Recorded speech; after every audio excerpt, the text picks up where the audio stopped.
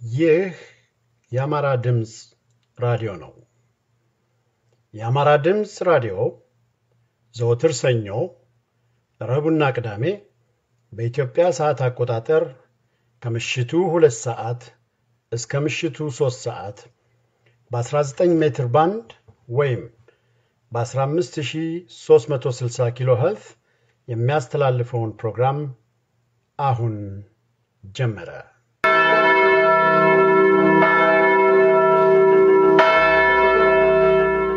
የተከበራችሁ አድማጮቻችን እንደምን አመሻችሁ። ዛሬ ቀኑ ጥቅምት 23 ቀን 2009 ዓመተ ምህረት ነው። በዛሬው ዝግጅታችን ላይ የምናቀርብላችሁ ዝግጅቶች የሚከተሉት ይሆናሉ። በመጀመሪያ እንደተለመደው ዜና እናቀርባለን። በማስከተልም በቅርቡ በዋሽንግተን ዲሲ በአራት ድርጅቶች ተደረገ ስለተባለው ትብብር አቶ ግርማ ካሳ የጻፉት ጽሑፍ አለ። ይህን ጽሑፍ ደጋፊዎች ነን የሚሉ ሰዎች ደግሞ አንብበው ክፉኛ ተችተዋቸዋል። ይህንኑ ትችት በተመለከተ ራሳቸው ግርማ ካሳ የሰጡትን መልስ አከታትለን እናቀርብላችኋለን። ሌላው የዝግጅታችን ክፍል በአቶ አያሌው ፈንቴ የአማራ ማንነት በአማራ ድርጅት በሚል ርዕስ የተዘጋጀው ጽሑፍ ሁለተኛው ክፍል ይሆናል። ባለፈው ዝግጅታችን የመጀመሪያውን ክፍል ማቅረባችን ይታወሳል። በመጀመሪያ ግን በቀጥታ ወደ ዜናዎቹ ርዕሰ ዜናዎቹን በቅድሚያ ወያኔ ትግሉን ለማፈን አዲስ ስልት ነድፏል። ወዳደሩ ባንዳዎች ነጻነት ናፋቂውን ወገን እየጠቆሙ ያሳስሩ ናቸው። በአማራና በቅማንት ህዝቦች መካከል ግጭት ለመፍጠር ወያኔ መርዛማ ፕሮፓጋንዳውን እየረጨ መሆኑ ተሰማ። በዋሽንግተን ዲሲ ባለፈው እሁድ በአራት ድርጅቶች መካከል ትብብር ተፈጠረ ተባለ። አማራው በአንድ ግለሰብ ተወክሏል የሚል ዜናም ተሰማ። የወያኔ ሰብአዊ መብት ኮሚሽን የቂሊንጦ ማረሚያ ቤት የእሳት ቃጠሎን አጣርቻለሁ አለ። የባህር ዳር ወጣቶች ማስጠንቀቂያቸውን እውን በማድረግ በባህር ዳር ቦምብ ማፈንዳታቸው ተሰማ። የሚሉት የዛሬ ዜናዎቻችን ርዕሶች ናቸው። ዝርዝር ዜናዎቹን እነሆ። ባለፈው ቀበሌ 05 በአጋዚ ወታደሮች ላይ የቦምብ ጥቃት አድርሳቸዋል ተብለው የተከሰሱ ወጣቶችን ፍርድ ቤት ቀጠሮ ሰጥቶ በዋስ ቢለቃቸውም ፖሊስና ደህንነት የፍርድ ቤቱን ውሳኔ በመሻር አንፈታም በማለት እስከ ሁለተኛ ቀጠሮ ማለትም እስከ ትላንትናው ቀን ድረስ አስሯቸው ቆይቷል። የትላንትናውን ቀጠሮ የተሰጠበት ምክንያትና ዳኞችም የተሰየሙበት ምስክሮችን ለመስማት ነበር። ሆኖም ምስክሮቹ ቀርበው ሁሉም በአንድነት በጭራሽ አናውቅም፣ አላየንም፣ አልሰማንም ብለው ሲመሰክሩ ችሎቱ በሰዎች ተሞልቶ ነበር። በዚህ የተበሳጩትና ያፈሩት ደህንነትና ፖሊስ ነኝ ባዮች ምስክሮቹን ቃላቸውን ለፍርድ ቤት ሰጥተው እንደጨረሱ ጭነው ወደ ጣቢያ ወስደዋቸዋል። በምስክሮቹ ያልተደሰቱት ፖሊሶችም ችሎቱን ሲከታተሉ የነበሩትን በሙሉ እናስራለን፣ ምክንያቱም ምስክሮቹን አስፈራርተዋቸው ነው ቃላቸውን ያስቀየሩብን ብለው ተጨማሪ ኃይል ጠርተው ከፍተኛ ፍርድ ቤቷን በማስከበብ ወደ 100 የሚጠጉ ሰዎችን አገቷቸው። የታገቱት ሰዎች ለቤተሰብና ጓደኞቻቸው በመደወል ዘመዶቻቸው ፍርድ ቤት ድረስ በመምጣት የባህር ዳሩን ከፍተኛ ፍርድ ቤት አጥለቀለቁት። ወላጆችና ቤተሰቦች የተፈጸመ ባለው ግፍ እገታ በመቆጣት ከፍተኛ ፍርድ ቤቱን በጩኸት በመግለጽ ልጆቻቸው እንዲለቀቁ በመጠየቃቸው ይህንን የተመለከቱ የችሎት ዳኞች ፖሊሶቹን አስጠርተው ታዳሚዎችን እንዲለቁ ቢያዟቸውም ፖሊሶቹና ደህንነቶቹ ዳኞቹን በማባረር ዞርበል ከዚህ በማለት አዋርደው አባረዋቸዋል። የዳኞችን አቅም ማጣት የተመለከቱት ወላጆችና ቤተሰቦች ወደ ጠቅላይ ፍርድ ቤቱ ፕሬዝዳንት አቶ የኔነህ ዘንድ ሄደው ችግሩን ቢያመለክቱም ምንም መልስ ባለማግኘታቸው ችሎቱን በድጋሚ በጩኸት ቀውጠውታል። ነገሩ በዚህ ላይ እንዳለ የዳኞችን ከችሎት መውጣት ተከትሎ በፖሊስ ታግተው የነበሩ በቁጥር 100 የሚደርሱ ችሎት ታዳሚዎችን አጋዚዎች በመምጣት በዱላ እየደበደቡ ወደ ፖሊስ ጣቢያ ወስደዋቸዋል። በአጋጣሚ በፍርድ ቤቱ የነበሩ አንድ የሕግ ጠበቃ የነበረውን ሁኔታ በመታዘብ ችሎት ደህና ሰንብች ዛሬ ተስካርሽ ወጣ ሲሉ መተቸታቸውንም ሪፖርተራችን ገልጾልናል። በፍርድ ቤቱ የነበረው ህዝብ ላይ እገታውንና ድብደባውን ያካሄዱት ኮማንደር ኔው የተባለው የፖሊስ አዛዥና የደህንነቱ ኃላፊዎች መሆናቸውንም ዜናው ጨምሮ ገልጿል። በሌላ በኩል ደግሞ የወያኔ አገዛዝ በጎንደር ከህዝብ ጋር ተባብረዋል ያላቸውን የአማራ ተወላጅ የሆኑ ፖሊሶች ለመክሰስ የማሰሪያ ማዘዣ አውጥቶባቸዋል። እነዚህ ፖሊሶች እነ ኮሎኔል ደመቀ ዘውዴን አሳልፈን ለትግራይ ክልል አንሰጥም በማለት ኮሎኔሉ እዚያ ጎንደር እንዲቀሩ የታገሉ ፖሊሶች ናቸው። በተጨማሪም አባይ ወልዱ ወደ ጎንደር ልኳቸው የነበሩ ቃፊሮቹ ጎንደር ከተማ በመምጣት ከእስር ቤት በሌሊት ኮሎኔሉን ለመውሰድ ያደረጉትን ጥረት ያከሸፉ ፖሊሶች ናቸው።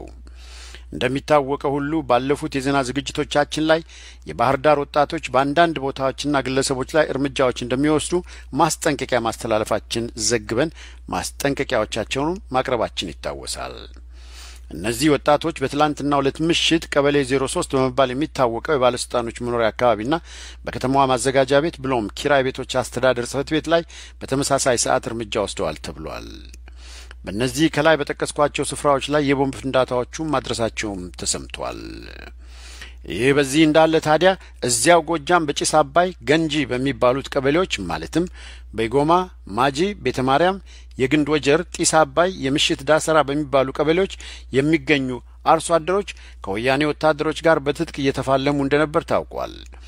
ይህ የገበሬዎቹ ውጊያ የተቀሰቀሰው ታፈረ ቢሻው የሚባልን አንድ የገበሬ ጎበዝ አለቃ ለመያዝ በተደረገ ጥረት የተነሳ ነው። ታፈረ ቢሻው አንድ የወያኔ ፖሊስ ገድሎ ያመለጠ ሲሆን እሱን ለመያዝ በተደረገ ተከታታይ ጥቃት ህፃናት ልጆች በወያኔ ወታደሮች የተገደሉ መሆኑም ተሰምቷል። ባለፉት ጥቂት ቀናት እዚያው አካባቢ ይገኝ የነበረ አንድ ወታደራዊ ካምፕ ላይ ደፈጣ ተደርጎ 2 ፖሊሶች ባልታወቁ ሰዎች መገደላቸው የታወቀ ሲሆን የወያኔ ፖሊሶች ታፈረ ቢሻው በዚህ ደፈጣ ላይ ያለበት ብለው በመጠርጠር ነበር ሊይዙት የመጡት። ታፈረ ቢሻው አምልጦ ጫካ ገብቷል። ህዝብም ደግፎት ከወያኔዎቹ ጋር እየተፋለመ ይገኛል። ሁኔታውን እየተከታተልን እናቀርብላችኋለን። ወያኔ ትግሉን ለማፈን አዲስ ስልት ነድፏል።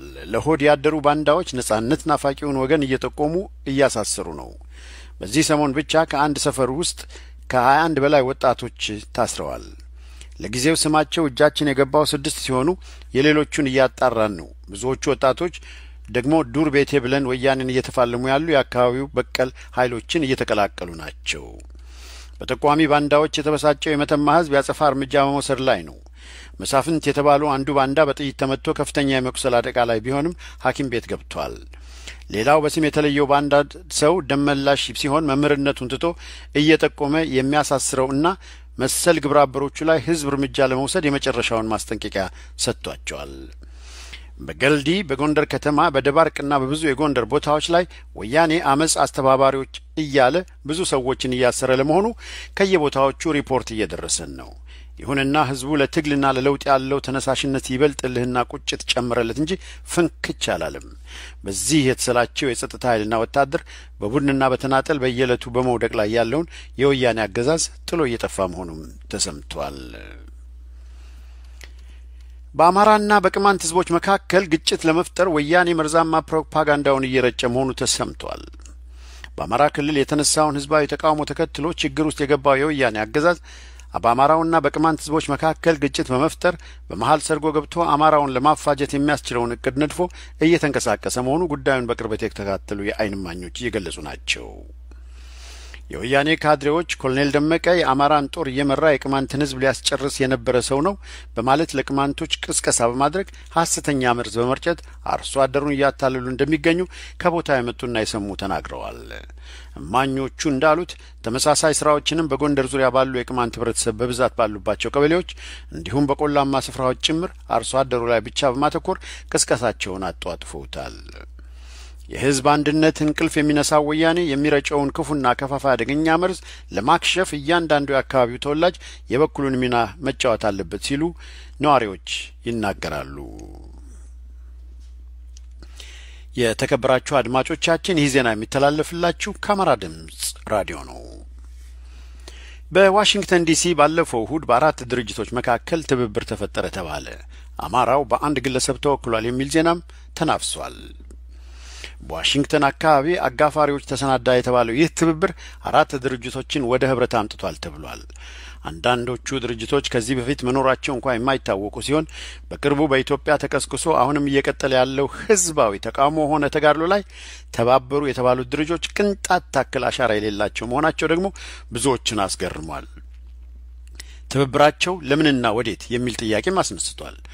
ትብብሩ ተነደፈና ተዘጋጀ የተባለው ደግሞ በእነዚህ የዋሽንግተን አጋፋሪዎች መሆኑ ደግሞ ብዙዎች ከኤርትራው ሻዕቢያ ድርጅቶችን እንደ ወያኔ መጠፍጠፍ እና መስራት ተማሩ ወይ ሲል እንዲተቹ ጋብዟል።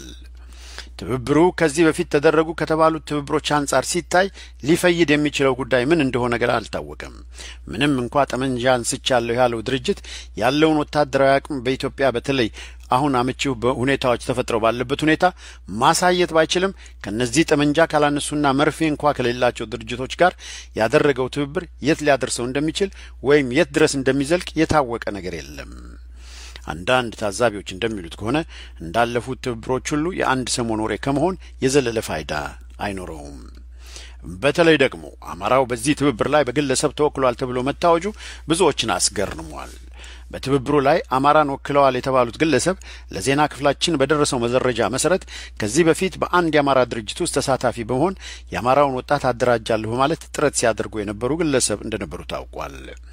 ግለሰቡ በሌላ ድርጅት የአማራ ድርጅት ላይ ተተክለው የነበሩ መሆናቸውን የአማራው የነቃባቸው የአማራው ስብስብ ሰውየው በአማራ ጥበብ ማንነታቸው እንዲገባቸው አድርጎ ብሎም ለድርጅቱ ስለ አማራነታቸው ሰጥቶ የነበረው መረጃ የተሳሳተና ግለሰቡም አማራ አለመሆናቸውን ስለተገለጸላቸው የድርጅቱን መስፈርት አታሟላም ተብለው የተገለሉ ግለሰብ ናቸው። በአዲሱ ስብሰባ ላይ የሰውየውን መወከል ያጤኑትና የተመለከቱ አንዳንድ ሰዎች ወያኔ እነበረከት ስምዖንን የአማራው ተወካይ እንዳደረገው ሁሉ በዚህ የትብብር ስብሰባ ላይ ይህ አማርኛ ተናጋሪ ግለሰብ በአማራ ስም የተወከሉ ግን ከአማራ ጋር ምንም ንክኪ የሌላቸው የነበረከት ምሳሌ ሆነው አግኝተናቸዋል ሲሉ ተችተዋል። የወያኔ ሰብአዊ መብት ኮሚሽን የቅሊንጦ ማረሚያ ቤት የእሳት ቃጠሎን አጣርቻለሁ በማለት በመጪው ሳምንት መጨረሻ ላይ ሪፖርቱን ለፓርላማ ያቀርባል ተብሏል። ነሐሴ 24 ቀን 2008 ዓ.ም በቂሊንጦ ማረሚያ ቤት ላይ የደረሰው የእሳት አደጋ ተከትሎ የ2 ታራሚዎች ሕይወት ማለፉ የሚታወስ ሲሆን የወያኔ ሰብአዊ መብት ኮሚሽን ቃጠሎውን በተመለከተ ያደረገውን ምርመራ ሪፖርት በመጪው ሳምንት ለሕዝብ ተወካዮች ምክር ቤት ያቀርባል ተብሏል። አደጋው የደረሰ ሰሞን በስፍራው ተገኝተው ሁኔታውን የተመለከቱት የኮሚሽኑ ከፍተኛ አመራሮች የእሳቱን መንስኤና የደረሰውን ጉዳት በተመለከተ ኮሚሽኑ በአጭር ጊዜ ውስጥ አጣርቶ የምርመራ ውጤቱን ይፋ እንደሚያደርግ መግለጻቸው ይታወሳል። የወያኔው ኮሚሽን የህዝብ ግንኙነት ኃላፊ ብርሃኑ አባዲ ምርመራውን ማጣራት ተጠናቆ ሪፖርት መዘጋጀቱን ጠቁሞ በመጪው ሳምንት ለሕዝብ ተወካዮች ምክር ቤት እንደሚቀርብ ገልጿል። በማረሚያ ቤቱ ላይ የደረሰውን የእሳት አደጋ ተከትሎ በወቅቱ 2 ታራሚዎች በጥይት ቀሪዎቹ በቃጠሎ ሕይወታቸው ማለፉ በወያኔዎች በኩል መገለጹ የሚታወስ ነው። በሌላ በኩል ደግሞ በቂሊንጦ ማረሚያ ቤት በደረሰው እሳት ቃጠሎ 22 ሰዎች በእሳት ቃጠሎ 45 ሰዎች ደግሞ በጥይት ተደብድበው ነው የሞቱት ሲል የኢትዮጵያ ሰብአዊ መብቶች ፕሮጀክት ሪፖርት ገልጿል።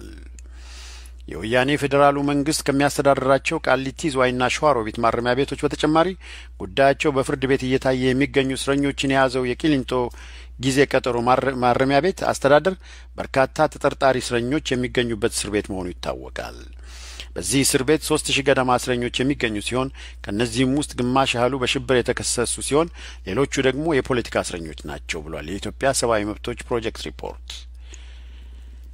ቂሊንጦ እስር ቤት ኦፍኮ ምክትል ፕሬዝዳንት በቀለ ገርባ፣ የሰማያዊ ፓርቲ የቀድሞ ህዝብ ግንኙነት ኃላፊ አቶ ዮናታን ተስፋዬ፣ ጋዜጠኞቹ ካሊድ መሐመድ፣ ጌታቸው ሽፈራውና ዳርሰማ ሶሪ እንዲሁም ሌሎች በርካታ የፖለቲካ አመራሮችና አክቲቪስቶች ታስረው የሚገኙበት ነው።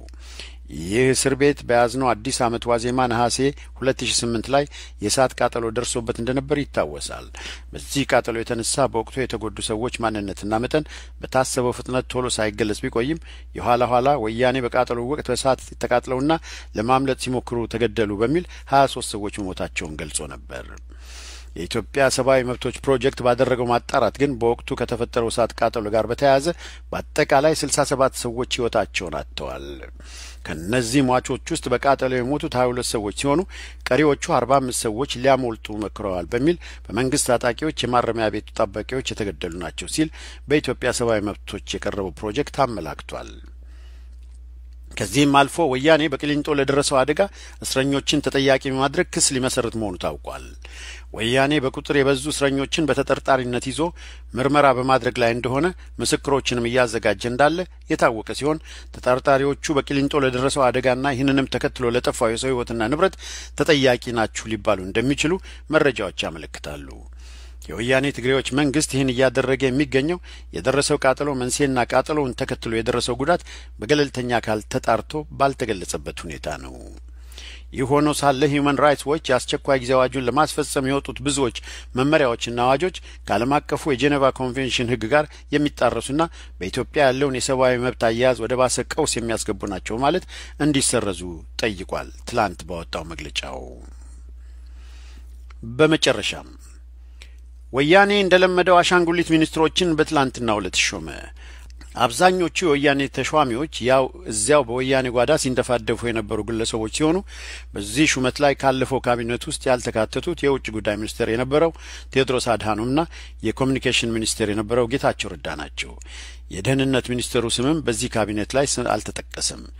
ዛሬ የኢትዮጵያ ሕዝብ የሚፈልገው ለውጥ ነው። ወያኔ ስልጣኑን ለቆ እስካልተወገደ ድረስ የኢትዮጵያ ሕዝብ ትግሉን እንደሚቀጥል መታወቅ ይኖርበታል። በእነዚህ ተሿሚዎች ለውጥ ይመጣል ተብሎ እንደማይጠበቅ መላው የኢትዮጵያ ሕዝብ ያውቀዋል።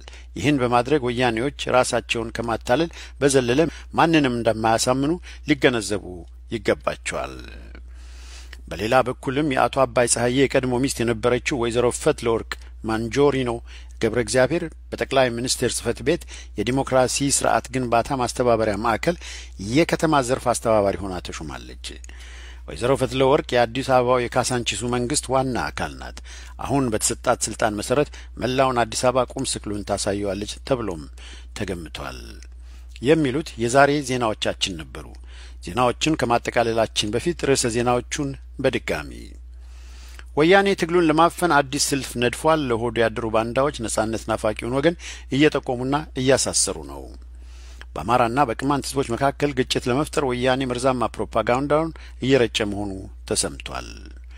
በዋሽንግተን ዲሲ ባለፈው እሁድ በአራት ድርጅቶች መካከል ትብብር ተፈጠረ ተባለ። አማራው በአንድ ግለሰብ ተወክሏል የሚል ዜናም ተናፈሰ። የወያኔ ሰብአዊ መብት ኮሚሽን የቅሊንጦ ማረሚያ ቤት የእሳት ቃጠሎውን አጣርቻለሁ አለ። የባህር ዳር ወጣቶች እርምጃ ወስደው በባህር ዳር ቦምብ ማፈዳታቸው ተሰማ። የሚሉት የዛሬ ዜናዎቻችን ርዕሶች ነበሩ። ዜናውን ያቀረብኩላችሁ ደምስ በለጠ ነኝ ከአማራ ድምጽ ራዲዮ።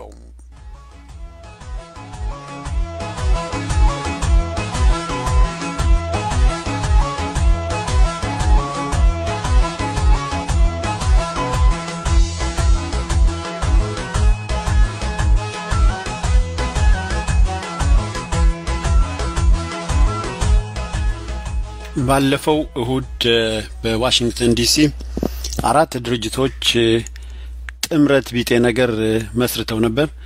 ይህን በተመለከተ የገጠማቸውን ሁኔታ ግርማ ካሳ እንዲህ ይገልጹታል። ከዚህ ቀጥዬ አቀርበዋለሁ። የኦዴፍ ግንቦት ሰባትና ሌሎች ሁለት ድርጅቶች ጥምረት ይላል ርዕሱ። የኦዴፍ ተወካይ አቶ ሌንጮ ለታ መሃል ንግግራቸው ላይ ነበር የደረስኩት። በአፋን ኦሮሞ ይናገሩ ነበር። ከዚያም ወደ አማርኛ ዞሩ። ለንግግራቸው ከፍተኛ ጭብጨባ ነበር የነበረው። አንድ ትክክለኛ አባባል ተናገሩ። ፊርማ መፈረም ቀላል ነገር ነው፣ ንግግር ማድረግ ቀላል ነገር ነው አሉ። አዲስ መሰረትን የሚሉት ድርጅቶች ተግባር ካልተስተካከለ ዋጋ እንደማይኖረው ነው በተዘዋዋሪ መንገድ የገለጹት። በሌላ በኩልም የዶክተር ብርሃኑ የተቀዳ የሚመስል ንግግራቸው ቀርቧል። ኢሳቶች ወደ ዲሲ ይመጣሉ ብለው እንዳልነበረ በመጨረሻ ሰዓት ላይ ዶክተሩ መቅረታቸው ብዙ ጥያቄ አስነስቷል። ስራ በዝቶብኝ ነው ብለዋል ዶክተሩ ተባለ። የምን ስራ? መቼም ጉዞ ወደ አርማጭሆ ሆኖ አይደለም። ሜዳ ላይ ግንቦት ሰባት አውል በሆነበት ሁኔታ ስራ ሰራ ማውራት ትንሽ ያስተዛዝባል። ይልቅ አንዳንዶች እንደሚሉት ዶክተር ብርሃኑ ሊመጡ ያልቻሉት ወይ ሻዕቢያ እንዲሄዱ አልፈቀደላቸውም አሊያም እዚህ አሜሪካ መመላለሱ ላይ ከአሜሪካ የኢሚግሬሽን ሰዎች ጋር ችግር ያጋጥማል ብለው ስለፈሩም ይሆናል። ለማንኛውም ይህ ስብስብ ተመስርቷል። ሌሎችን እናቅፋለንም ብለዋል። ትንሽ ጊዜ መስጠት አስፈላጊ ሳይሆን አይቀርም ብዬ አስባለሁ ይላሉ ግርማ ካሳ። በሂደት አብረን የምናውና የሚሰሩ ከሆነ ቀደም ሲል እንደገለጽኩት በኦዴፍ አመራሮች ላይ የሐሳብ ልዩነቶች ቢኖርኝም ቢያንስ ሰዎቹ ኦነስት ናቸው ብዬ አስባለሁ። ለነሱ አክብሮት አለኝ። ወደ ግንቦቶች ከሄድን ግን አሰራራቸው ሁሉ ሸፍጥና ውሸት የሞላበት ስለሆነ በቅንፍ ውስጥ ብዙ ጊዜ ይቅርታ ይደረግልኝና አላምናቸው።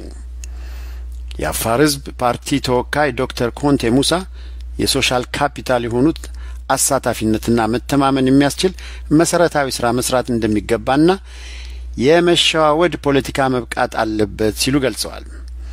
እናቱ መለስ ያኔ ባንዲራ ጨርቅ ነው ሲሉ የነበረ ጊዜ የቆሙት ስልጣን አሊሚራ የኢትዮጵያ ሰንደቅ እንኳን እኛ ግመሎቻችን የሚያውቁታል ያሉትን አስታውሰዋል።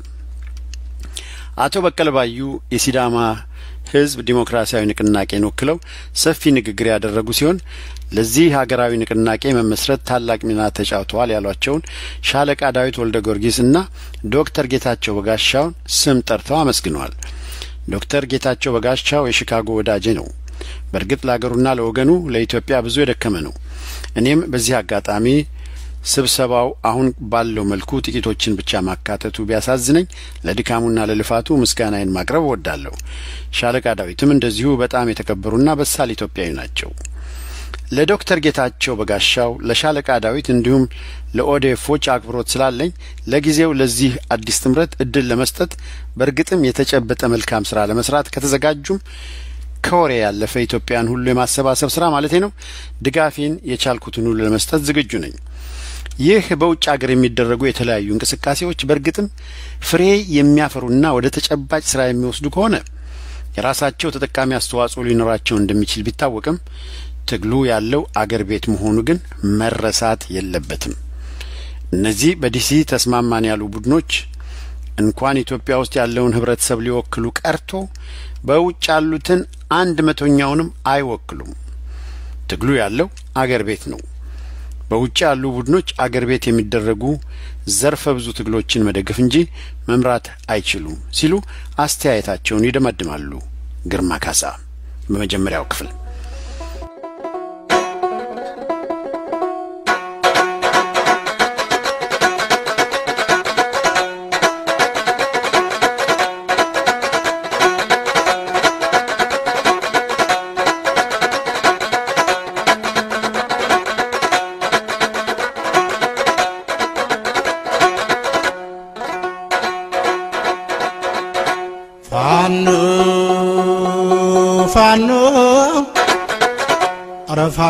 ፋኖ ስንጋርጄ ብሎ ጋማውን ጅራቱ ቢጎነዳድቡት አመሉን አይተው ኮርቻ ሲጭኑት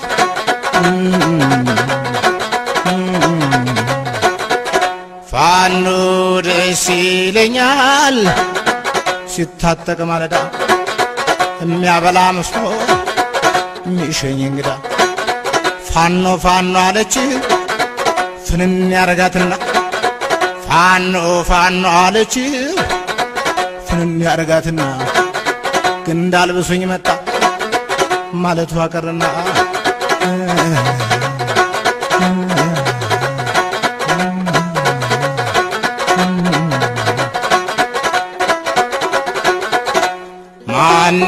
ማንህና አንተስ ማንህና ማንህ ትለኛለህ ራሱን የሚጥል ምን ሰው ታገኛለህ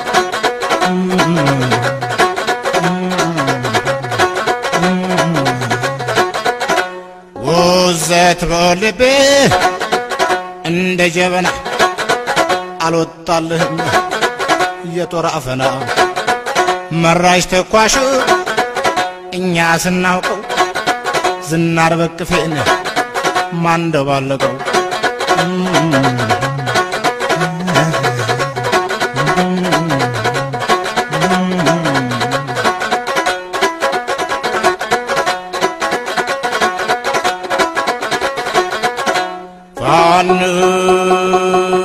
ፋኖ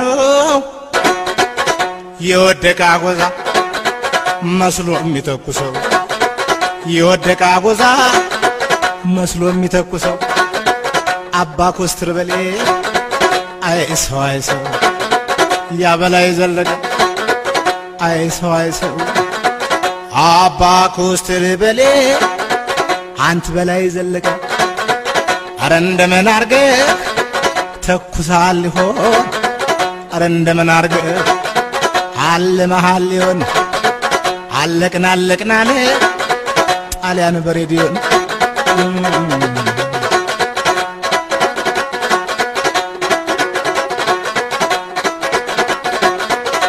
ያበላይ ዘለቀን ሞተ የሚለው ማን ነው አባ ኮስትር በሌን ሞተ የሚለው ማን ነው ኤስ የምቀኛ የጠላት ወሬ ነው ዛሬም ተጎርጓዱ እንደታጠቀ ነው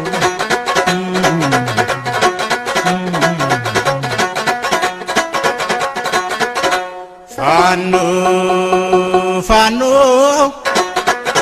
አረ ፋኖ ፋኖ ለምንድነው ከቶ ለምንድነው ፈሪማጦንጦኑ ይቆረጥ ይመስል ቅጠል ያለቀኑ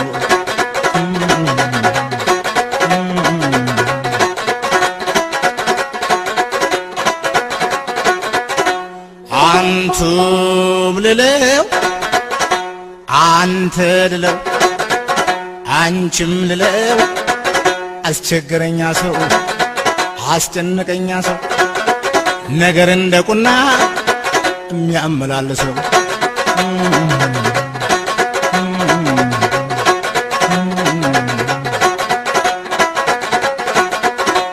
አውቃለሁ መራር ነው መራብ መጠማት አውቃለሁ መራር ነው መራብ መጠማት ቁስሉ አይጸናም እንጂ እንደው መጠቃት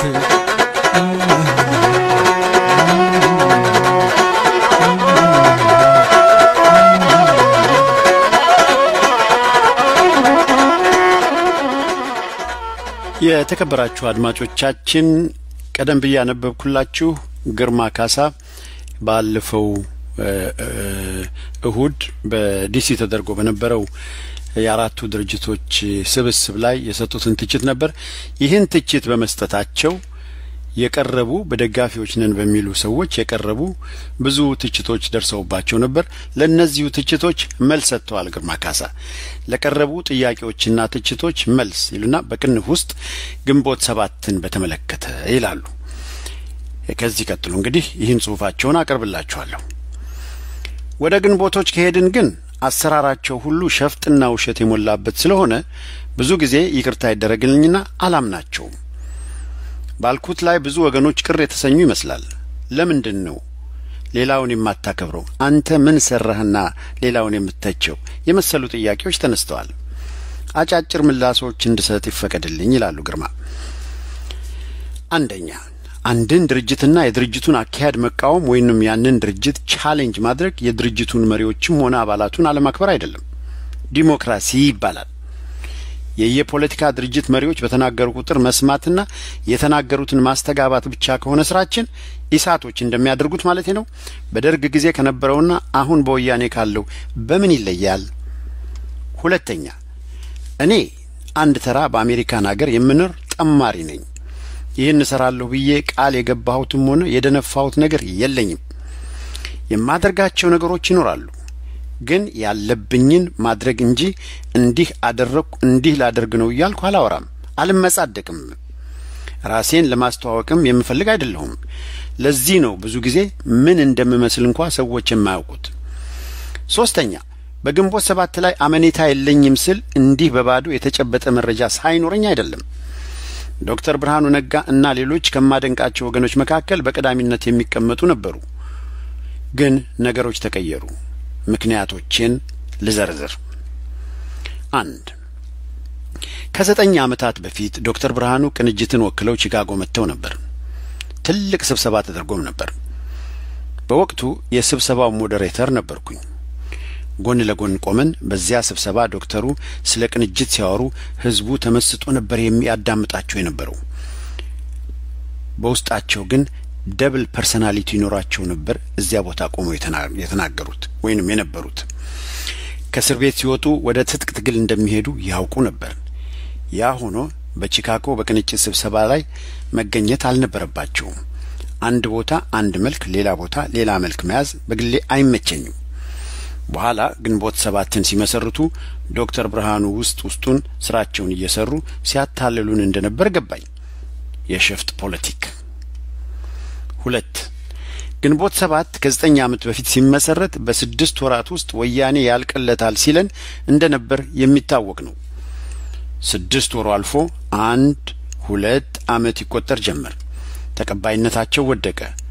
ኦነግን አመጣን ብለው በነ ጀነራል ከማል ገልቹ ከሚመራው ኦነግ ጋር አብረው እንደሚሰሩ ገለጹ።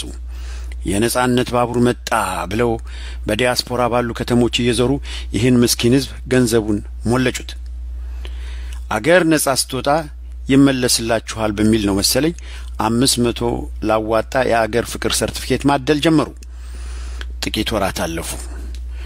በነ ጀነራል ከማል ገልቹ ጋር ሲያወሩት የነበረው ትብብር የት እንደደረሰ ሳይታወቅ በኖ ቀረ።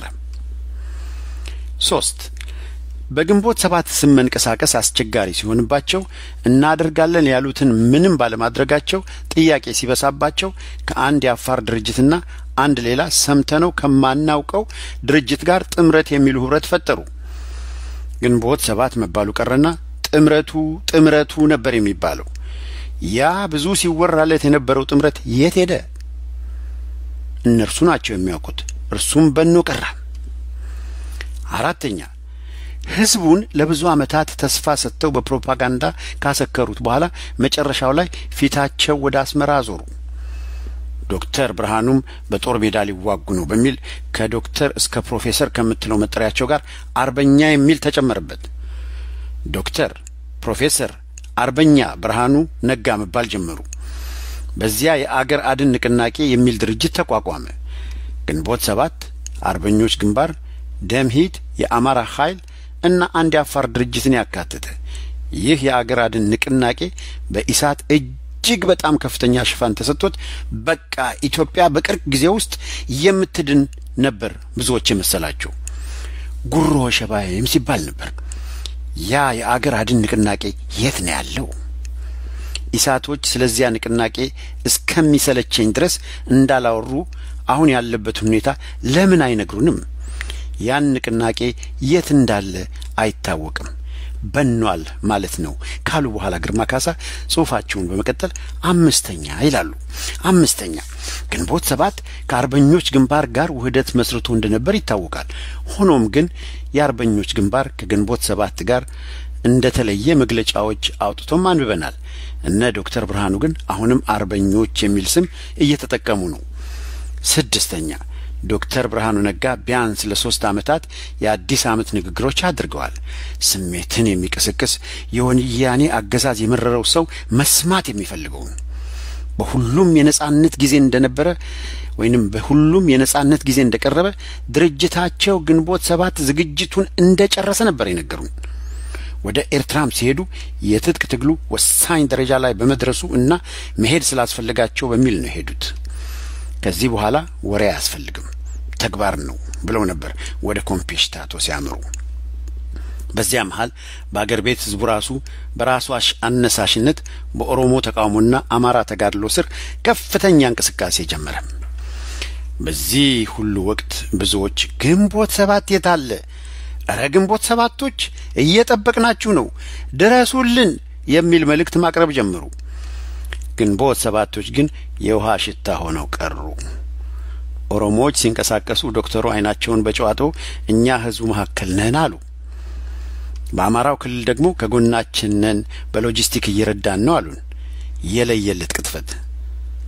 ልቀጥል ወይስ እዚህ ላይ ዝርዝሬን ላቁም ይላሉ ግርማ ካሳ። እንግዲህ ለምን ግንቦት ላይ ችግር አለ ለምትሉ 1-2 ጥያቄዎች አሉኝ ይላሉ። አንደኛው ከላይ የዘረዘርኳቸው ውሸት ናቸው ወይ? ሁለተኛ ውሸት ካልሆኑ በግንቦት ሰባት ላይ በትልቅ ቀይ ብዕር የጥያቄ ምልክት ማቅረብስ ለምን እንደስተት ይቆጠራል? እንግዲህ እንደግፈዋለን የምትሉን ግንቦት ሰባት ለምን ተተቸ የምትሉ ካላችሁ በመረጃ አቅርቡና የምትደግፉትን ድርጅት መክቱ። መከራከሪያ ነጥብ ከሌላችሁ ግን አርፋችሁ ተቀመጡ። ለሌሎቻችን ይህን እላለሁ። ትላንት የተመሰረተው ጥምረት ላይ በግንቦት 7 ምክንያት ልቃወመው አልችልም። የትብብሩን መንፈስ ወድጄዋለሁ። የአፋሩ ድርጅት ተወካይ የሽወዳ ፖለቲካ መኖር የለበትም እንዳሉት በዚህ ትብብር ውስጥ የግንቦት 7ቶች የሽወዳ ፖለቲካን መመከት እስከተቻለና ሌሎች ድርጅቶችንም ማሰባሰብ እስከተቻለ ድረስ በተለይም በውጭ ሀገር በጣም ብዙ ጠቃሚ ስራዎች መስራት ይቻላል። ሆኖም ደግሜ ጽፈዋለሁ። የፈለገ የድርጅት ስብስብ ቢኖር በዳያስፖራ ትግሉ ያለው ኢትዮጵያ ውስጥ ነው። ትግሉን ደጋፊ እንጂ የትግሉ መሪ መሆን ፈጽሞ አይቻልም በማለት ጽሁፋቸውን ይደመድማሉ። ግርማ ካሳ እናመሰግናለን ለጽሁፎ። ወደሚቀጥለው ዝግጅታችን እንለፍ።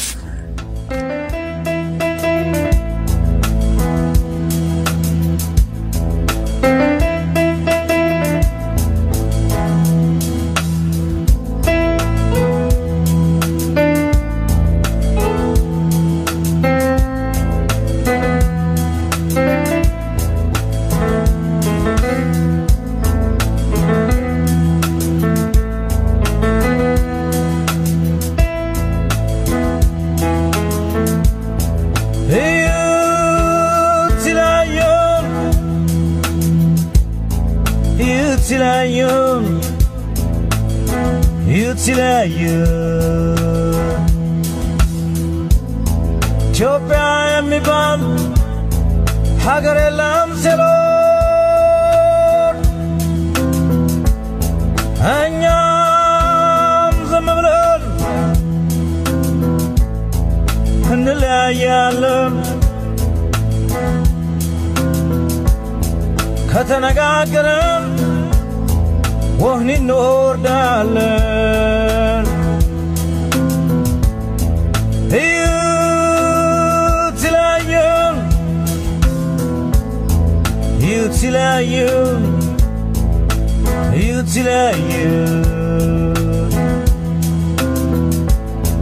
በዘር በሃይማኖት በጎሳ ሲለዩን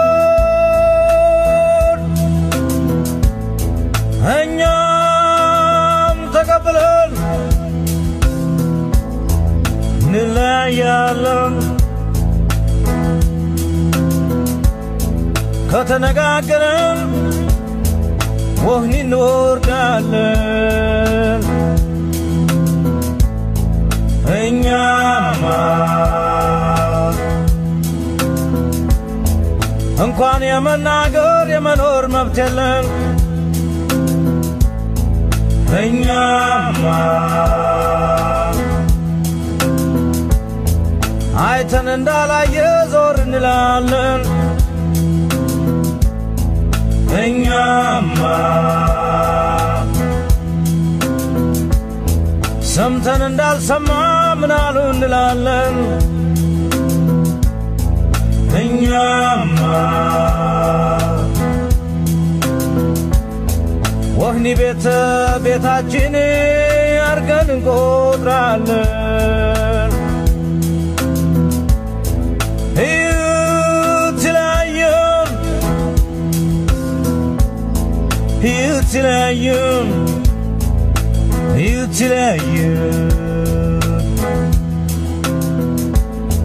በቀበሌ ከፍለው በክልል ሲያጠፉን እኛም ተቀብለን እንለያያለን። ከተነጋገርን ወህኒ እንወርዳለን።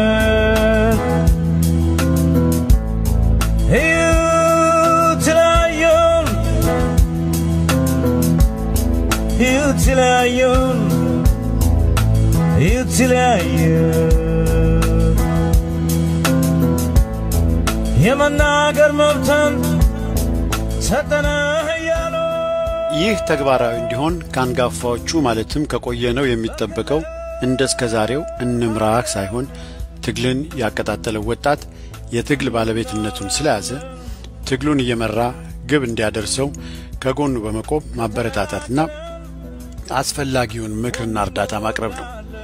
አንጋፋው ቡድን የወጣቱን ትግልን ነጥቆና ቀልብሶ ከወያኔ ጋር ስልጣን ይዛለው ካለ ጉድ ይፈላበታልና ያስብበት።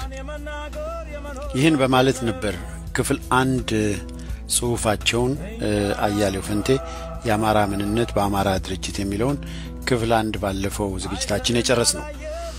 የዛሬውን ደግሞ እንዲህ ሲል ይጀምራሉ። የኢትዮጵያ አንድነት እውነት መራራ ስለሆነች ሐቁ እንደሚያመን ብረዳም መነሻውን ያላወቀ መድረሻውን እንደማያውቅ መጠቆም የግድ ነው። ስለሆነም አልሰማንም ብለን ጆሮአችንን ካልደፈንን፣ አላየንም ብለን አይናችንን ካልጨፈንን፣ እውነትን በውሸት ሐቅን በክህደት ካልተካን በስተቀር የኢትዮጵያ አንድነት የተናደው ወያኔ ገብቶ የሽግግር መንግስት ተብየውን ካቋቋመበት ከ1983 ዓመተ ምህረት ጀምሮ ነው። የኢትዮጵያ አንድነት ብሎ ለመጥራት የሚያስደፍረው አማራው፣ ኦሮሞ፣ ጋምቤላው፣ አፋሩ፣ ጉራጌው፣ ከምባታው፣ ሀዲያው ወዘተ በአንድነት ጎራ ቢቆሙ ነበር። ይህ በ1983 ዓመተ ምህረት ከአማራው በስተቀር ሁሉም ጎሳዎች በየጎሳቸው ሲቆሙ አክተሟል።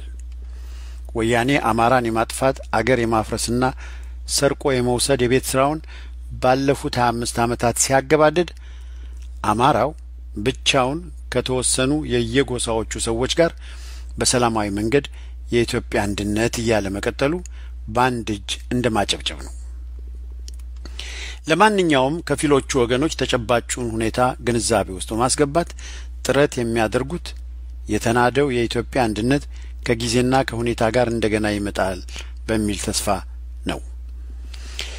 ይህን አስተሳሰብ የሚያራምዱ ቡድኖች በሌሎች ጎሳዎች ብቻ ሳይሆን በአማራው ላይም የሚደረገውን የዘር ማጥፋት ዘመቻ የሚያወግዙና አማራው ለመብቱ መቆም እንዳለበት የሚቀበሉ ሲሆኑ አማራውን በሚካሄደው ትግል ላይ ተጽዕኖ ስለማያደርጉበት በአክብሮት ይመለከታቸዋል።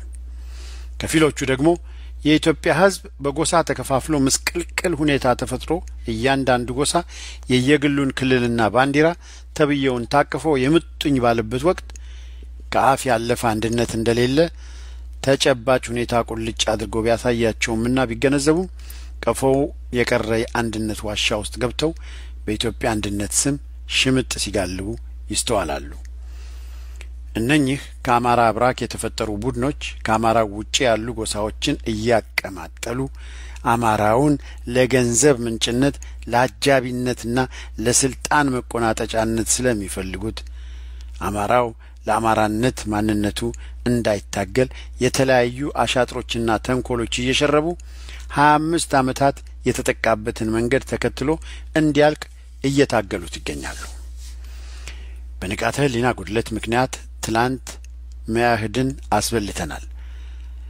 ዛሬ ደግሞ አማራው በአማራነት እንዳይሰባሰብ እንደ ከዚህ ቀደሙ በረቀቀ መንገድ በአንድነት ስም እየማሉ አማራ አትበሉ፣ የኢትዮጵያ አንድነት በሉ እያሉ 25 ዓመታት የጠላት መሳሪያ በመሆን አማራውን ሲጠቀሙበትና ሲያስቀጡት የኖሩ ቡድኖች ዛሬም አልተኙም። ባገኙት አጋጣሚ ሁሉ አማራውን ትጥቅ ለማስፈታት እንደ ትላንቱ ከፊቱ ቀደም እያሉ አሁን የተቀጣጠለውን የአማራ የማንነት ጥያቄ ለመጥለፍና ለመቀልበስ ብሎም በቁጥጥራቸው ስር ለማድረግ የተቻላቸውን ያህል እየጣሩ ይገኛሉ። እነዚህ ኃይሎች ወጣቱ ለማንነቱ ሲዋደቅ ለጠላት ዱላ ያቀብላሉ።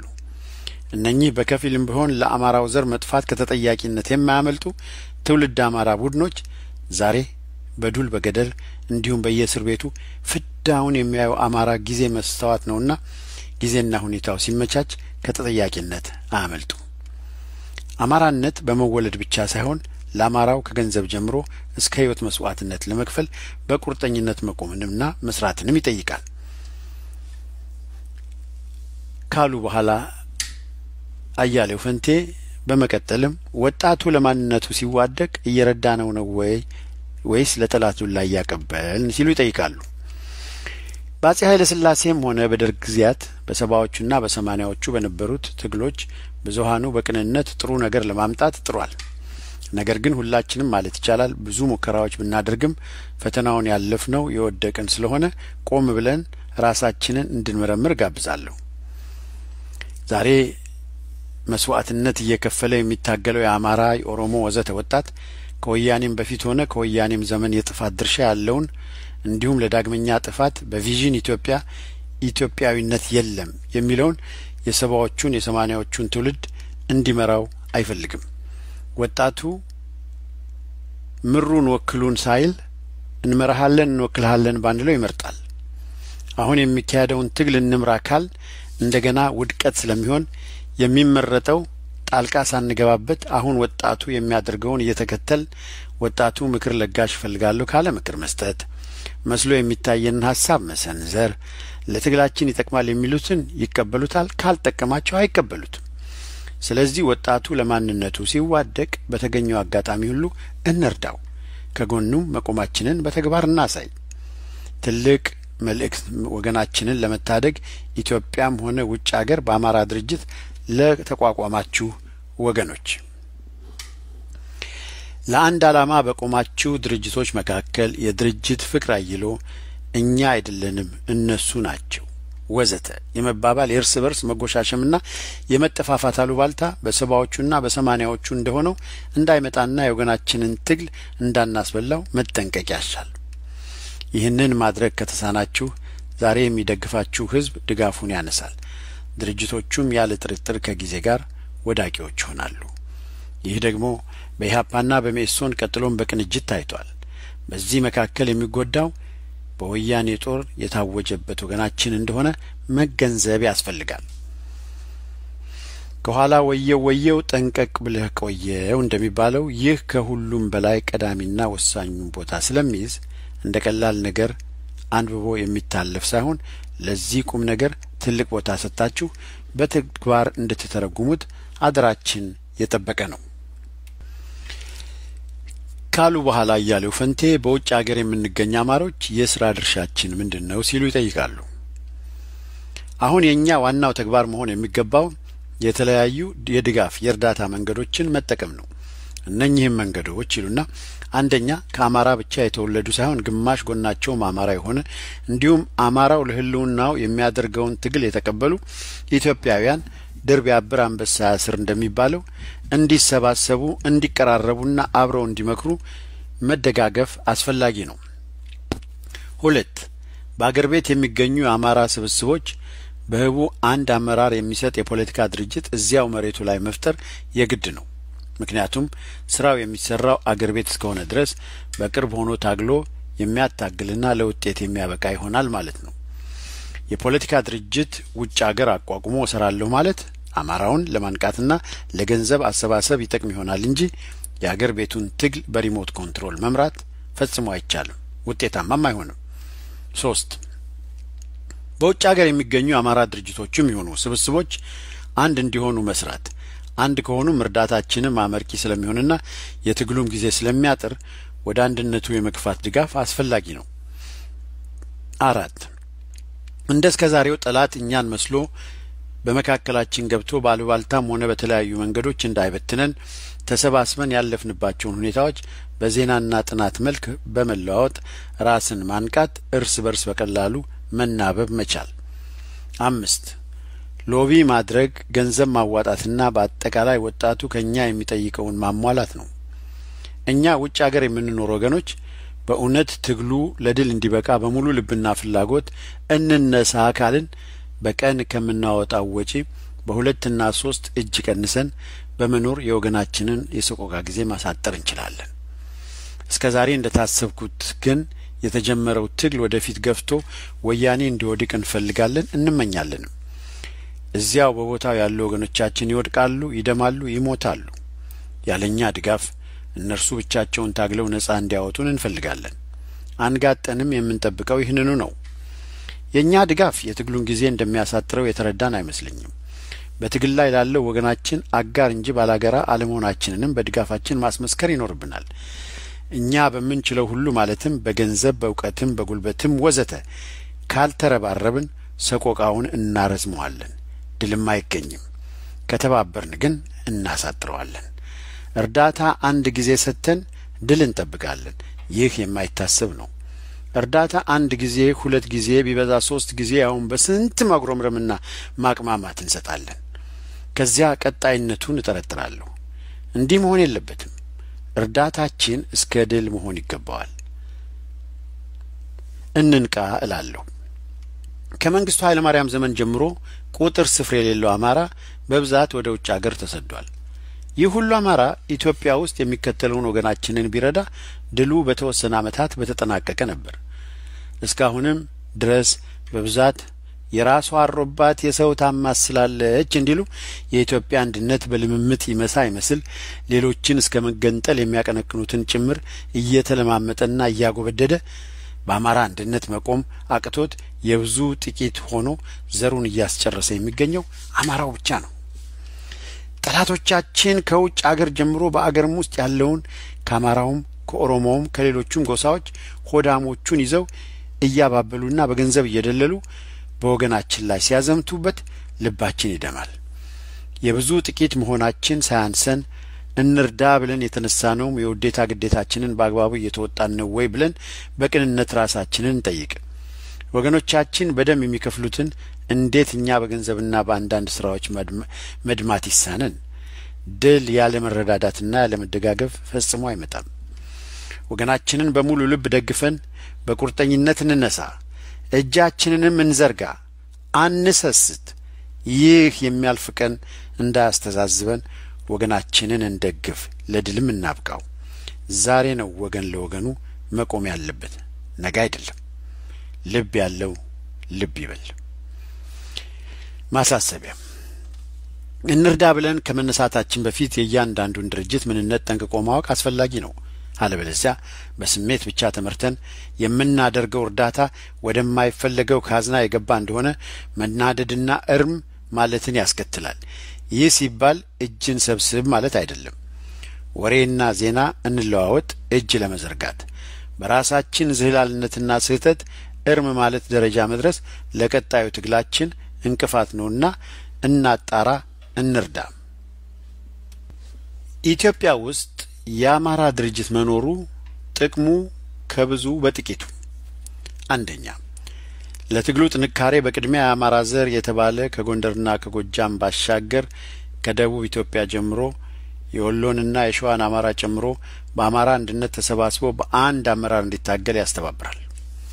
ይህ የሚጠቅመው ባለፈው እንደተደረገው ሁሉም ነገዶች የጎሳዎቻቸውን ተወካዮች ለሽግግር መንግስት ያዘጋጁ፣ አማራው ያለ ተወካይ ቀርቶ እንደተጠቃው ሞኝን እባብ ሁለት ጊዜ ነደፈው እንዳይሆን ይረዳዋል።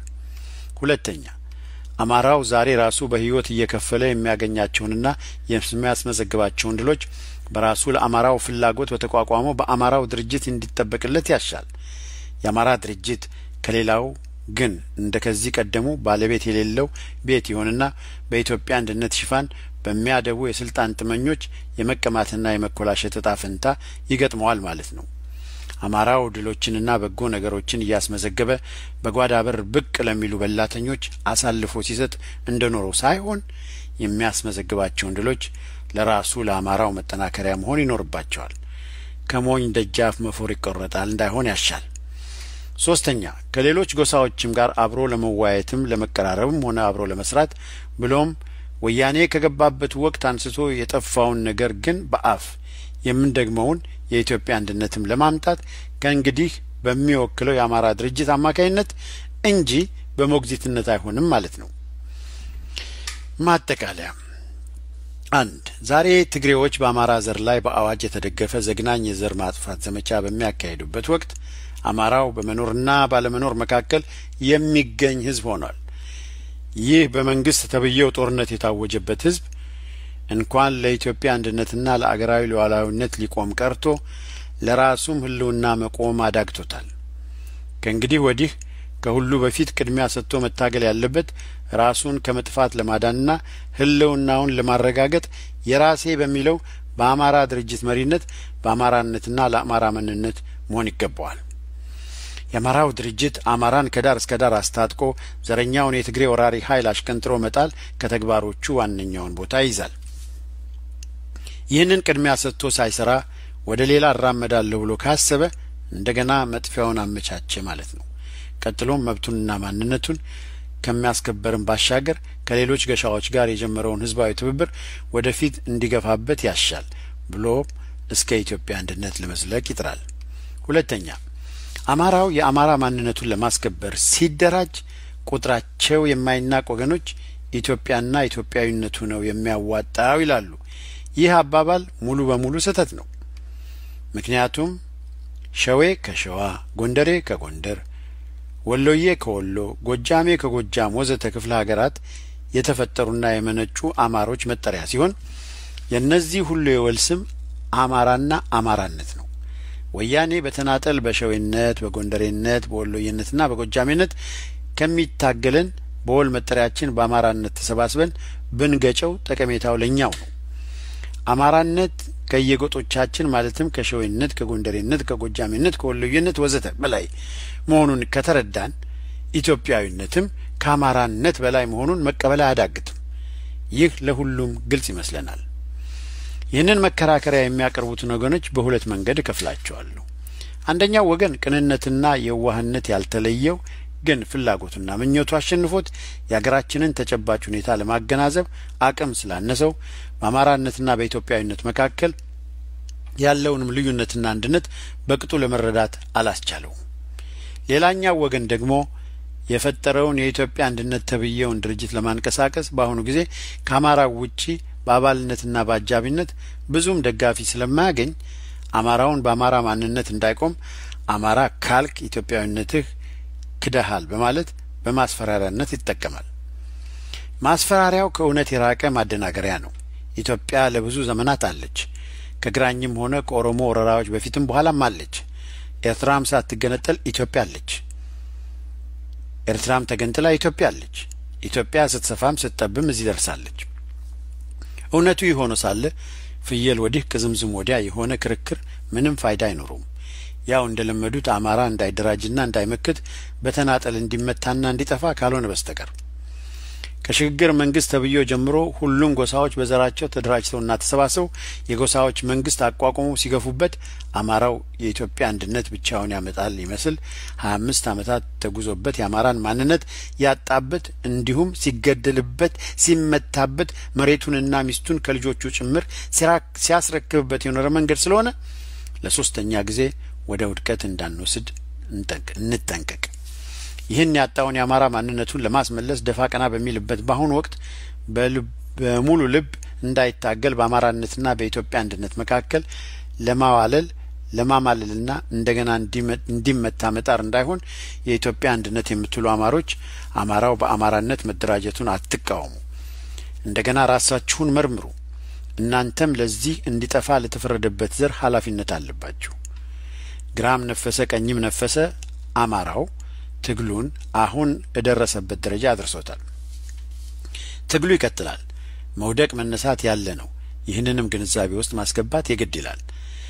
ምንም እንኳን የአማራ ህዝብ ከራሱ አብራክ በወጡትም ጭምር ብዙ ግፍ ቢሰራበትም በራሱ በአማራ ህዝብ ድርጅትና ኃይል የአማራን የመኖር ዋስትናና ማንነት ህልውና ተግባራዊ ያደርጋል። ሞት ለወያኔ ትግሬዎችና ግብረ አበሮቻቸው። አያሌው ፈንቴ በጣም አድርገን ለጽሁፎ እናመሰግናለን። የሁለተኛው የአያሌው ፈንቴ ጽሁፍ ክፍል 2 በዚሁ ተጠናቀቀ። በዚሁ ልለያችሁ። ሰንደቅ ዓላማችን ጨርቅ ነው እያሉ የክብሬ መጠሪያ ምልክት ነው ስንል ከተነጋገርን ወህኒ እንወርዳለን።